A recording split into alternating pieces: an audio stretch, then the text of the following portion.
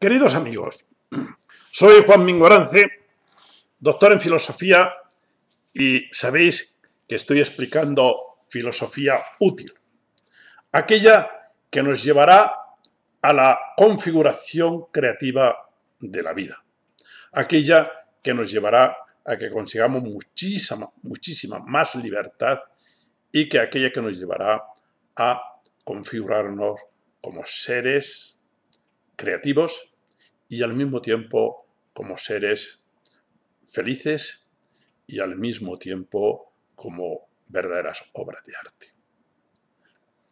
Seguimos en el vídeo número 18, allí donde nos quedamos en el 17, y nos quedamos con que Nietzsche ya ha dado por hecho que existe la muerte de Dios. ¿Y qué sucede cuando se produce la muerte de Dios? Pues sucede que se produce como una especie de nihilismo. Antes de continuar, o antes de explicar el nihilismo de forma sistemática, os quería hacer unas alusiones y una pequeña introducción a lo que en Nietzsche significó el nihilismo y lo que significa el nihilismo actualmente en la historia de la cultura occidental. Se piensa que esos valores que estaban representados en la expresión Dios, como un cúmulo de toda una cantidad de principios, valores, organizaciones. Bien, pues esto ha desaparecido. ¿Y por qué ha desaparecido? Porque en realidad era la nada. Porque en realidad eran algo que nos llevaba a la nada. Eran valores nihilistas. Pero, ¿qué significa nihilismo? Mirad, la palabra ismo significa tratado, o significa también doctrina, dedicación, ocupación. Cuando decimos historicismo, es aquella doctrina que le da una importancia excesiva a la parte histórica del ser humano. El ser humano es un ser puramente histórico y, por lo tanto, esa doctrina sería calificada como historicismo. Pero tenemos muchísimas palabras que acaban en ismo: socialismo, comunismo, relativismo, feminismo. Por lo tanto, la palabra ismo tiene esa referencia. Y nihilismo, nihil, viene del latín, que significa nada. Por lo tanto, la expresión nihilismo se refiere a la nada, es decir, el tratado sobre la nada. Y cuando se aplica a calificar algo, significa que ese algo es nada. Y cuando se aplica a los valores que habíamos tenido, estos que estaban representados en la expresión Dios, esos valores son nada. Esos valores no han sido los valores que han ayudado a que la vida vibre, sino que lo que han hecho es destruir justamente aquello que haría que la vida vibrara, que la vida vibre. Por lo tanto, han sido valores que iban en contra de la vida. Porque en realidad, si pensamos un poco, no vivimos la vida. La vida la viven por nosotros. La viven por nosotros esa especie de fuerzas, esa especie de construcciones, esa especie de líneas, de energías, de indicaciones, que son las que nos construyen. Y nos construyen como elementos determinados, como elementos construidos, dirigidos, movidos. Bien, pues Nietzsche piensa que esos valores que nos han movido son valores nefastos, negativos. Pero claro, eran los valores. y por lo menos había unos valores, aunque fueron unos valores nihilistas. Pero esos valores han desaparecido. ¿Y qué sucede ahora? Ahora descubrimos otro nihilismo que es peor que el primero. Y ese segundo nihilismo es el nihilismo que queda en el interior de las personas. Es decir, es la actitud. Ya no es la calificación de unos valores, de unos objetos, no, ya es la calificación de unas aptitudes, de unas actitudes. Nosotros tenemos la actitud ya nihilista, porque nos hemos quedado como vacíos, como sin nada, como si estuviéramos lamentando, ¿qué ha sucedido? Estamos destruidos, estamos sin nada, nos hemos quedado huérfanos. Y esa actitud a Nietzsche le produce una especie de enfado, de reacción, de rechazo. No, ni mucho menos. Ahora es cuando tiene que venir aquí el valor.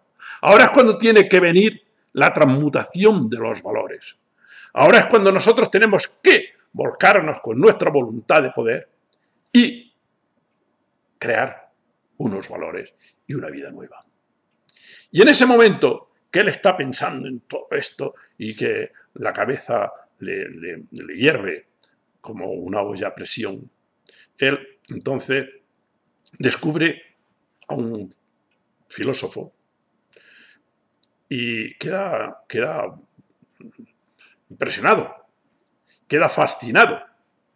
Descubre, él tiene en este momento unos 21 o 22 años.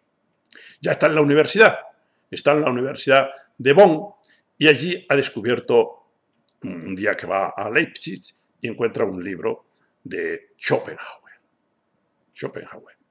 Encuentra el libro de Schopenhauer y empieza a leer el libro. ¿Y qué es lo que encuentra en aquel libro? Encuentra lo que le va a servir de estímulo para construir su mundo positivo. Su mundo positivo, porque Nietzsche no es la negatividad, no es esto que dice la gente, que lo destruyó todo, lo eliminó todo. No.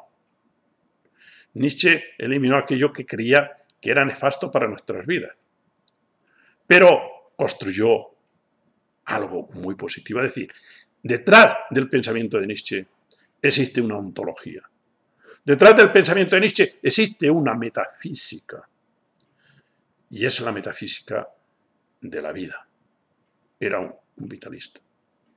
Y encuentra, curiosamente, ya veremos, en Schopenhauer, que era un pensador de la muerte, encuentra en los estímulos y las razones para él construirse ese mundo vitalista, para construir ese mundo positivo que avanza, en el que va a construir su pensamiento.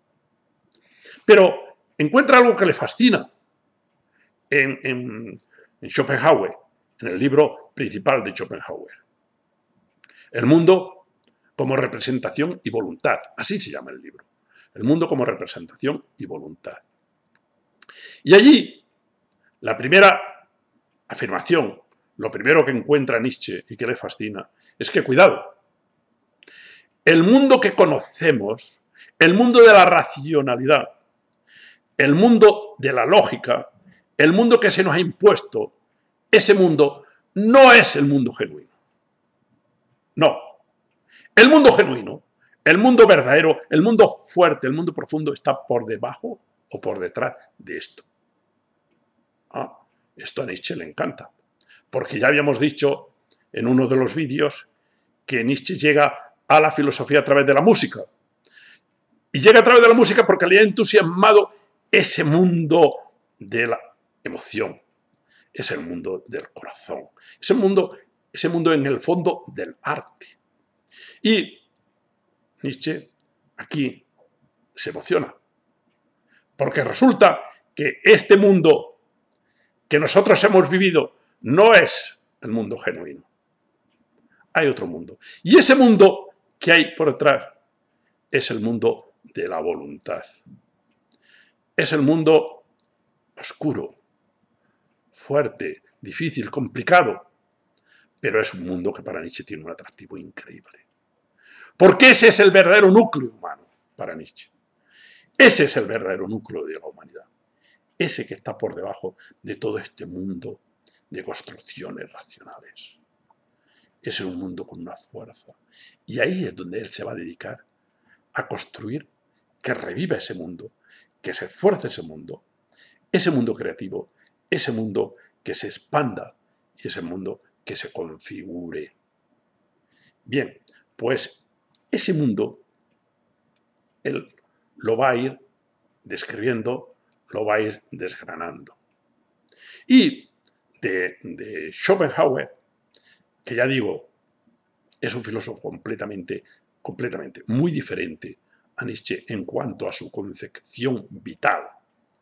Porque Schopenhauer era el filósofo de la negatividad, pesimista. Porque él pensaba que esa voluntad que está por debajo del mundo de la racionalidad, del mundo de la lógica, del mundo que ha sido construido, esa voluntad es una voluntad negativa que hay que controlar. Y la voluntad va a consistir en controlar, en poner freno a esta voluntad. Mientras que para Nietzsche eso no. La voluntad es la voluntad de poder, el poder. Y lo que hace falta es utilizarlo, potenciarlo para seguir adelante. Él ya ha demostrado que con la voluntad se pueden conseguir muchas cosas, se pueden hacer muchas cosas. Y ha demostrado que la voluntad tiene un grado enorme de libertad. Lo hablábamos en el vídeo anterior. Bien, si tenemos esa capacidad y esa voluntad y esa libertad, hay que utilizarla en beneficio de la propia vida. Bien, y él, por lo tanto, Nietzsche es el filósofo de la vida. Nietzsche en un bosque ve empuje, garra, energía, belleza, entusiasmo. Mientras que Schopenhauer ve hojas muertas. La vida que no merece la pena vivirla. Por otro lado, también aprende de Schopenhauer, o por lo menos si no lo aprende, le sirve de estímulo para él determinar y desarrollar su propia filosofía, que dentro de este mundo en el que al que estamos sometidos, pero el mundo, digo, todavía construido por la racionalidad, dentro de ese mundo existe la forma de liberarse de él, la redención de ese mundo. Nos podemos redimir, decía Schopenhauer, por medio del arte. Y ya está probando Nietzsche que efectivamente se puede uno liberar, se puede uno redimir por medio de la música. Para Nietzsche será por medio de la música. Y él, en sus momentos así más o menos trágicos, se iba al piano y se redimía con la música.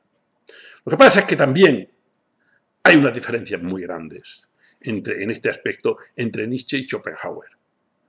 Nietzsche era un gran músico, tenía una intuición musical y un sentido de la música mucho más desarrollado que Schopenhauer, que también le gustaba la música, pero no tenía talento. Schopenhauer, por ejemplo, considera que Rossini era mucho mejor músico que Mozart. Eso no se le hubiera ocurrido nunca decirlo a Nietzsche.